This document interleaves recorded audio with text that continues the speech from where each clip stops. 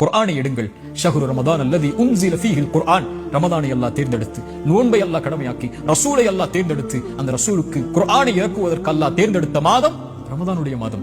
ரசூலுல்லாஹி ஸல்லல்லாஹு அலைஹி வஸல்லம் சொன்னார்கள், அஸ்ஸியாமு வல் குர்ஆனு, நோன்பும் குர்ஆனும் இணைத்து சொன்னார்கள். நாளை மறுமையில் அடியானுக்காக வாதிடும் தந்தை தாய் உறவுகள் விரண்டு ஓடி எந்த ஒரு செயலும் யாருக்கும் உதவி செய்யாத அந்த நாளில் குர்ஆன் வரும். யா அல்லாஹ், இரவில் ஓதினான் யா அல்லாஹ் இந்த குர்ஆனை, இவனுக்கு பரிந்துரை செய், பரிந்துரையை ஏற்றுக்கொள் யா அல்லாஹ் என்று குர்ஆன் நிற்கும்.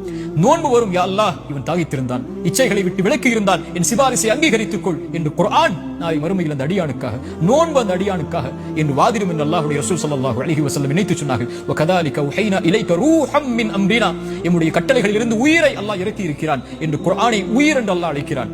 இறந்த சடலங்களாக வாழ்வார்கள் யார் தெரியுமா? உயிர் இருந்தாலும் குர்ஆனை விட்டு தூரமாகுபவர்கள்.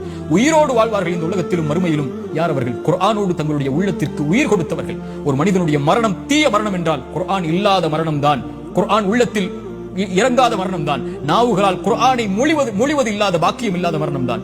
அல்லாஹ் ரப்பல் ஆலமீன் கொடுத்த மிகப்பெரிய அருள். அவனுடைய வார்த்தைகளை, கலாமுல்லாஹ், அல்லாஹ்வுடைய படைப்பல்ல குர்ஆன், அல்லாஹ்வுடைய வார்த்தைகளை இந்த நாவுகள் உச்சரிப்பதற்கு அல்லாஹ் கொடுத்திருக்கக்கூடிய பாக்கியம் குர்ஆன். குர்ஆனை திறந்து படியுங்கள், குர்ஆனை திறந்து ஓதுங்கள். எல்லா பிரச்சனைகளுடைய தீர்வையும் அல்லாஹ் அங்கே வைத்திருக்கிறான்.